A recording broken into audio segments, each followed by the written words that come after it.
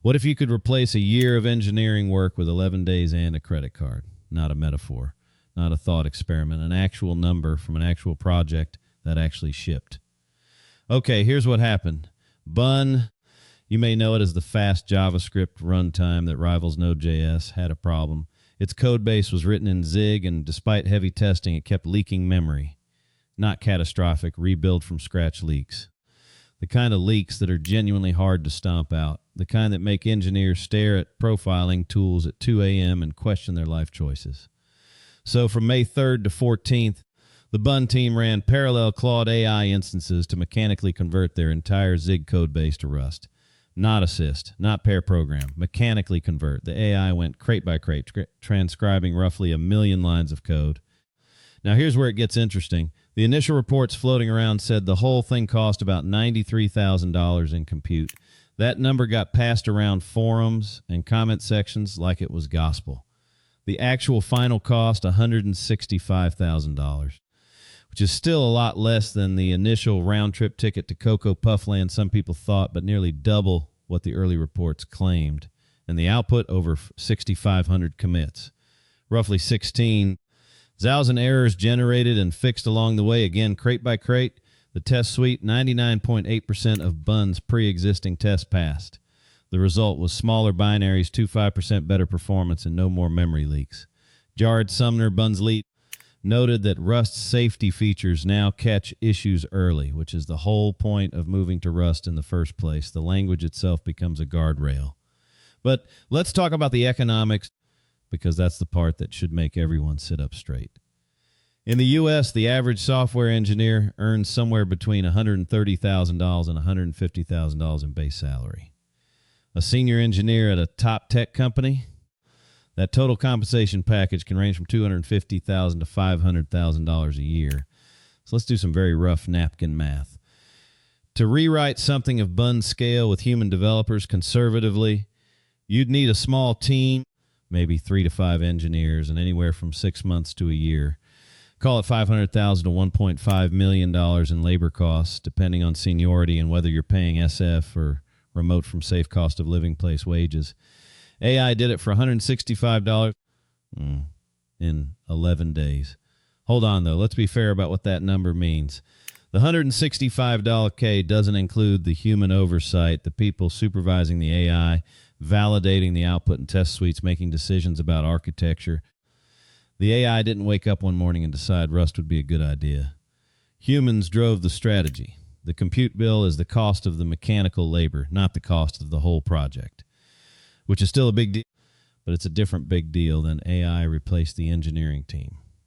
Now, here's what people are missing. Gartner has predicted that by 2028, AI coding costs will surpass the average developer salary due to rising token consumption and consumption-based pricing.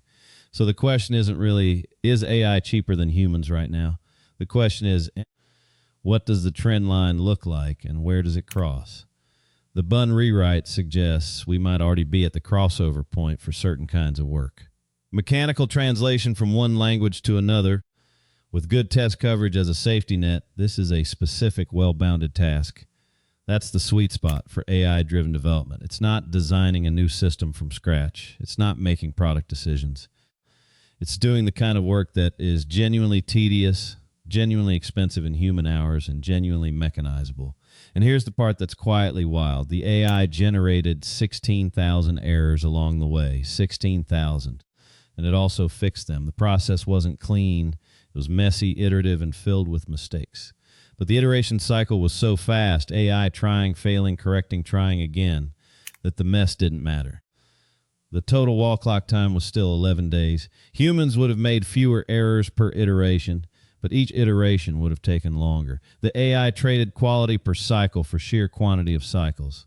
And in this specific case, quantity won. So what are the business implications? Think of it like this.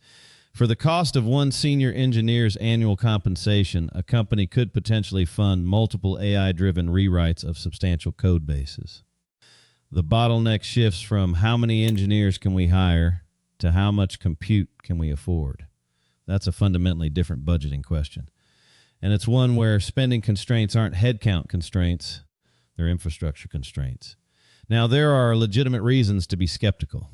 The Bun rewrite benefits from having an existing mature test suite. The AI had a built-in answer key. Without that safety net, 16,000 errors might not get caught. They'd go to production. Also, Rust's compiler is famously strict, which means a lot of errors get caught at compile time rather than runtime. The language itself is doing some of the quality control work. How well does this approach generalize to code bases without comprehensive test coverage? We don't really know yet. And there's a deeper irony here. The thing that makes this AI rewrite work, the test suite, the compiler guardrails, the well-bounded scope, that's all stuff that humans built.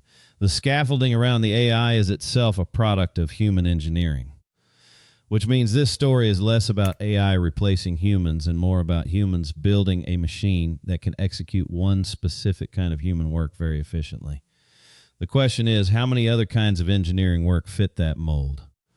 And how fast is that list growing? Interesting situation. The economics are real, the caveats are real, and the trend line is moving in a direction that should make every developer at least a little uncomfortable and a lot curious. The next year of experiments like this will probably tell us much more.